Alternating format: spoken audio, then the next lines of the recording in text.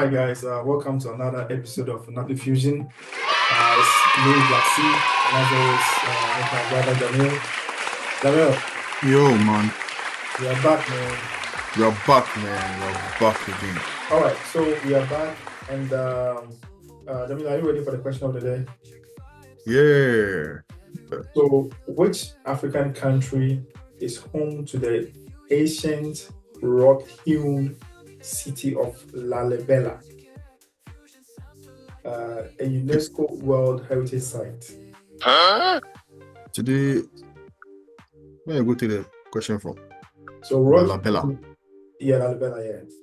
Rock-hewn basically means that the city is, built into a rock, sort of, Okay. Okay. and it's called Lalibela, which is a UNESCO Okay. World Heritage Site. Oh, I see. Okay, so I have the possible answers. I have Egypt, Hmm. Ethiopia, South Africa, and Morocco. All right, so today we'll be discussing traditional weddings and versus cultural weddings.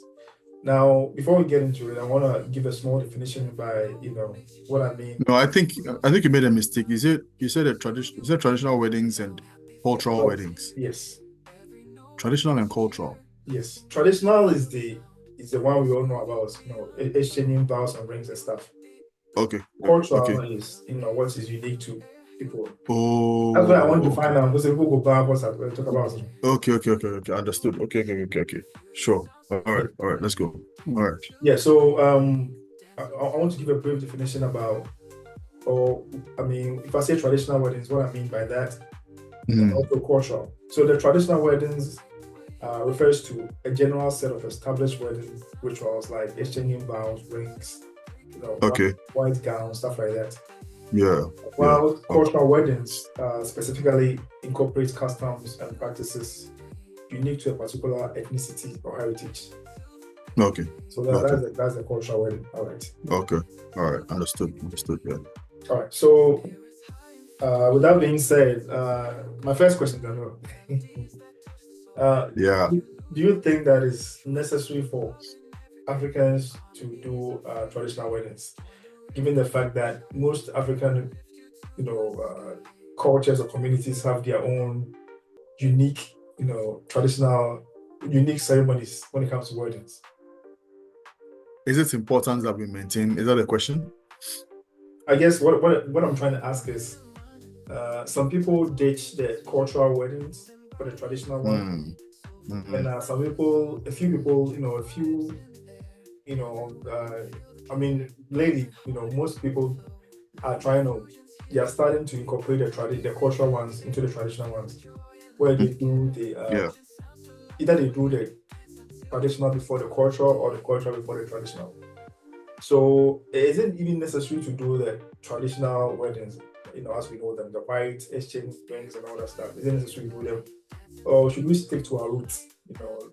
Go see the family with cows, drinks, and that's it. You're married.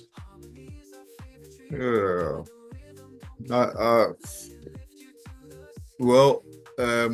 It's a preference. Everybody has their preference. There are some people that are highly religious, and then they will stick to the traditional way of celebrating their marriages. Some people too also would prefer the cultural ways. But then personally, I feel since we've always had our own traditional ways and our own cultural ways, which have been there since before colonization. I think that represents us properly as a people. We are more we portray our culture more. We learn more about ourselves, about each other's traditions, since we are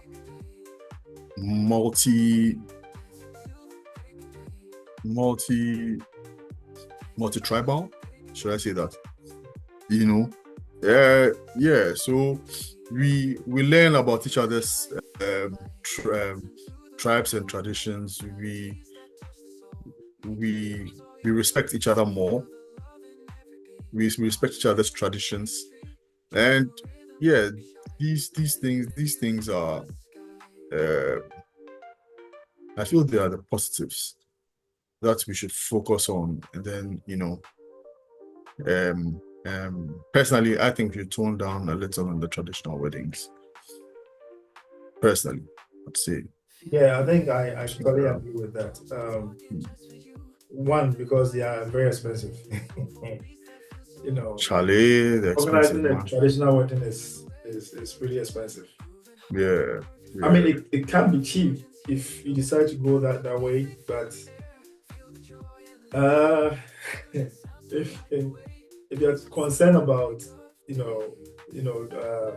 people's opinion, then I think you want to go all the way with your traditional. You see, people are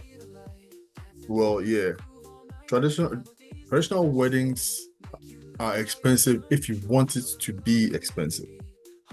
I mean, not traditional weddings, cultural weddings are expensive if you want them to be expensive, because under normal circumstances, you go to so the guy and the family goes to the woman's family and go do the kokoko, right? And then the knocking, yes. And then they go see the girl's family and they ask for the list, which, depending on the family they're going to be married in, can be this long or that long. And then you and then you go get all the things that are necessary, or all the things that are in the list, and then once you submit all of those, which the submission is sort of the cultural wedding then, right? And then the submission and then the acceptance of the products on the list, I think signifies the agreement between two families to come together via the couple getting married. Yeah. So and then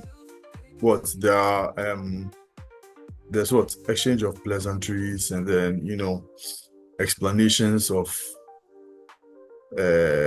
one's culture to the other family, if they are like a different, if they are from a different tribe, and then vice versa. And there's this mutual respect, and then there's merrymaking, and then you go your way.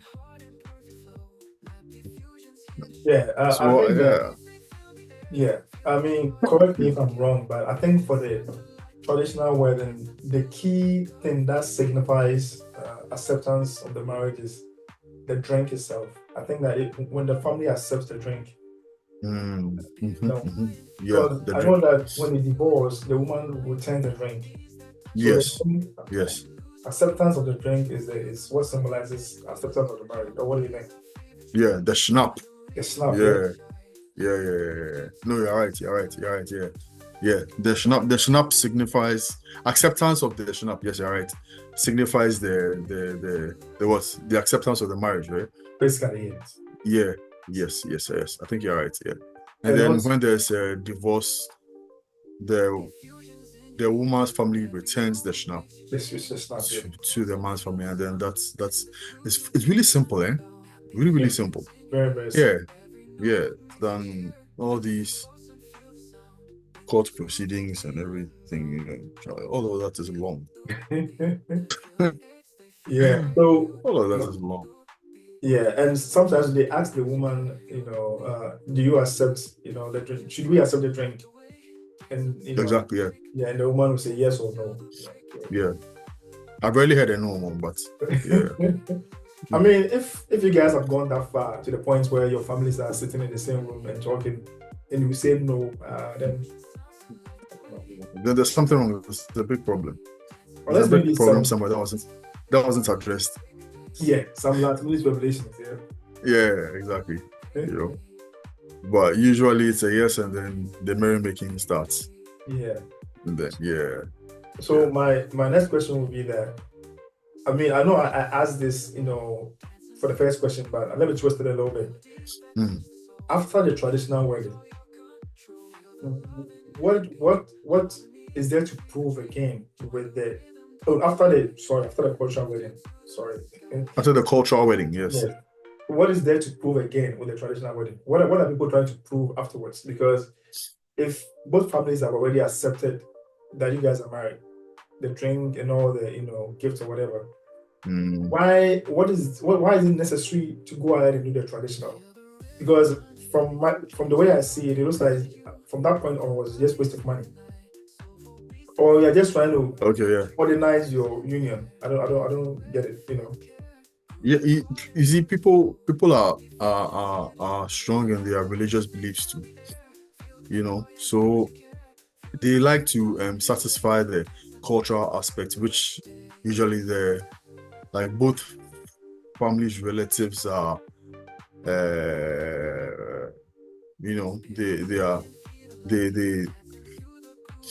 how should I say this? Both families have, elders that are like strong in those like beliefs too. Understand? And these are like generational traditions that you really don't you really wouldn't want to break. So they satisfy the cultural aspect of the marriage, and then also want to satisfy the religious aspect of the marriage because of like their religious beliefs. Because sorry to cut you, but if you understand what you're saying, it's like, okay, so they are satisfying the cultural aspect, and after that they also want to go to, if the person is a Christian, they also want to go to the church or the mosque and also have the ceremony there to show respect to God, or is that what you're saying? Yes, to show respect to their religious beliefs too. So if you're, say, Muslim, you show respect to your religious beliefs by trying to satisfy you've brought you're coming together as a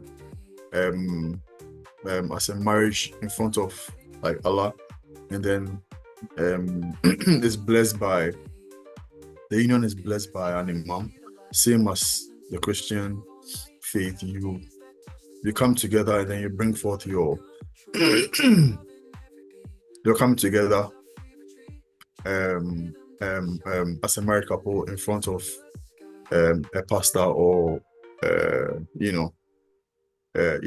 pastor or whoever is there to bless the marriage, and then you satisfy. So you satisfy your religious aspect of the marriage, and then you satisfy the cultural aspect of the marriage. Okay, so I think that's why there's two. Oh, okay. So then begs the question, that is traditional marriage a Christian marriage? Because the reason why I'm asking this question is because I think that there are people who go to Vegas, right? They wear their white gowns and find somebody somewhere who is, let's say, who is registered officiator, marriage officiator, whatever, and the person who bless the marriage, and they go. So, with all that considered, is it? I don't know, because the white, right, or the Western world, the traditional marriage is their main marriage, right? As we in Africa, the cultural marriage is our main marriage. So you don't think that is a waste of time and resources if you are doing your own marriage in your cultural setting and doing somebody else's also their kind of marriage and adding it to it? You don't think that we have sort of Christianized, or like not Christianized per se, but kind of added that kind of marriage, the Western marriage, into our religious beliefs, thinking that it's either Christian or Muslim. I don't know if you get what my question. It's kind of weird. Yeah. So what you're trying to say is that like we've westernized our marriage ceremonies. Yes, but also that maybe we think that that white, gown, exchange of rings, and all that is a Christian form of marriage, which may not be the case necessarily. I don't know. Yeah. So that begs the question: what is the Christian form of marriage then? What are the important events that take place in the Christian traditional wedding? Well, I'm not a Bible scholar, but what I know is that what the Bible says is that the man will leave his parents, the man and woman will leave their parents and come together and become one. I don't think it says anything about how the ceremony should be done. So if culturally you leave your parents and you exchange drinks and like that, I don't know if it's necessary to also do the extra. I mean, like you said, it's everyone in their preference, huh? Preference, yes. Yeah. Because for an Islamic marriage, there isn't any exchange of rings. There's no, so I'll tell you what goes on in a Muslim wedding. So you go to you go and do the knocking, right? And then everything is accepted, blah, blah, blah, blah. Okay, so since you've accepted, then we set a date for the wedding. So once the date is set, on that day, you all go to the mosque. Then right after prayers, they ask the bride the groom to stand up, and then to be on his feet, the groom's father to be on his feet, and they ask the groom if he says he wants to get married. Is it true? He's like, yeah, it's true. That's the groom's father. Have you gone to see the bride's family? Oh yes, we have. The bride's father stands up. Has anybody come to see you? Have you seen these people in your house? Have they come to see you, or like you and your family that they want to take, blah blah? And then the person says, oh yes, so we've accepted everything. So everything has been done. The exchange has been done. Everything is done. They say, like, yeah. And then they say, okay, so if that is the case, then let's all pray. Then we sort of put our hands together and then we pray for the blessing of like that marriage. And then the imam just gives a short advice to the couple, and that's it. It's done. Then you go home with your wife.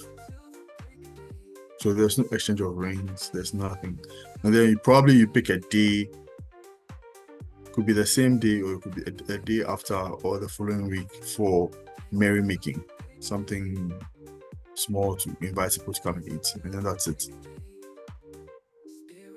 So when I think about it, it's almost it's quite similar to the cultural wedding, right? Because there's an exchange of not exchange, but then there's an expectation that you're supposed to provide whatever the family of the bride is seeking for. Yeah, you're supposed to. There's some money that you're supposed to pay to the wife. To the woman you're trying to get married to. She will mention how much you're supposed to pay, right? And then you make sure that you pay that amount. Yeah, and then is it a dowry? Yes, so it's a dowry. Yes, which is paid to the wife. The wife says, "Okay, I want so and so amount." Yes, and usually according to Muslims, it's something small, but it has to come from the woman's, like part, If she says 1,000 Ghana, if she says $1,000, if she says 2,000 pounds, if she says 1 Ghana cedi, you pay it. You make sure you pay it before the marriage ceremony. You try as much as possible to pay it. So you pay it, and then all the exchange that is supposed to, like all the things. If there's a list, you try and buy everything, and then in the mosque they ask if all those things have been satisfied. If they say yes, then the bride's father is okay with the marriage, the groom's father is okay with the marriage, then we just have a quick 2 minutes prayer quickly, then you go home or go and do your merrymaking, and that's it. You don't kiss the bride or anything like that. No, hey, no, kiss the bride. No, you just take your bride home and go and kiss your bride at home. Okay, do you guys exchange rings? You don't do anything like that? No, there's no exchange of rings or something like that. No. So how does one know that someone's married without a wedding band or anything like that? Usually the married people have the veil. Oh, the women wear the okay. Yeah, once you are married, you are not supposed to like expose your not only married women. Usually the women are not supposed to expose like their hair, because the hair exposes like your beauty. Yeah. Right. And then you're not supposed to really get married because of beauty. You're supposed to get married for other things. You are supposed to look at other things and not just beauty. I mean, beauty is also an aspect, but it's not the strong point. Understand? Yeah. So then it's only your husband and then your immediate family people that are supposed to. Your husband, your brothers, maybe your uncle. Those are the people who are supposed to probably see you without the hair. I mean, without the veil. But then everyone else, they're supposed to shield your beauty. So, yeah. So people don't get tempted. Once they see they are very beautiful, men will come running. And then you probably wouldn't be able to choose the right person, because now there are so many men following you. And then now you get confused, and then the men are also confused because they are blinded by the beauty and not what the woman has to offer. So if I understand what you're saying, basically, whether a couple chooses to go the traditional way or the cultural way, it depends on them and if they can afford it. Yeah, it depends on them. Yeah. I mean, how big you want to do your wedding is dependent on you yourself. So, yeah. And I was thinking that to take off that pressure of people, having to do both, or doing the traditional, which most times is more expensive than the cultural. It would be better to probably ditch the traditional, sorry, and stick to the cultural, where people would just. I agree. Yeah, go see your spouse's family and present whatever they're asking for. That should be the end of it. Exactly, I agree. I agree. Not spend any extra money to do any rights wedding or whatever, right? Exactly. I agree. You don't really need the marriage shouldn't be so complicated. Once there's an agreement between the two families, that should basically be it, and then shouldn't be too complicated. All right. We will end it here for today. But before we go, Jamil, do you have the answer to the question of the day? Yeah, give me the question again, man. Okay, so which African country is home to the ancient rock-hewn city of Lalibela, a UNESCO World Heritage Site? And for the possible answers, I have Egypt, Ethiopia, South Africa, and Morocco.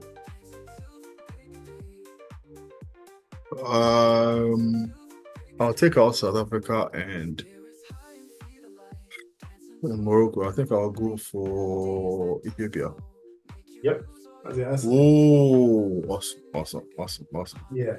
That was a lucky guess. Lalibela is a town in northern Ethiopia famous for its 12th century rock-hewn churches, which were carved out of solid volcanic rock. The site is a UNESCO World Heritage Site and a major pilgrimage destination for Ethiopian Orthodox Christians. Oh, okay. Yeah, that is the story behind that. Do you have any proverbs for us today? Yeah, the proverb for today. This one is coming from Zimbabwe. Until the lion tells his side of the story, the tale of the hunt will always glorify the hunter, which means history is often written by the victors. Okay. History is often written by the victors. Okay. And second one is from South Africa. a bird will always know who to fly with, which means people seek out their peers. Yeah. All right, guys. Thanks for joining us today. If you have any contributions, any suggestions to this topic we discussed today, you can leave it in the comments. Yep. If you want to add anything, you're welcome. Yeah. Share, subscribe, and then when you subscribe, turn on your notification bell so that whenever we upload a video, you get notified.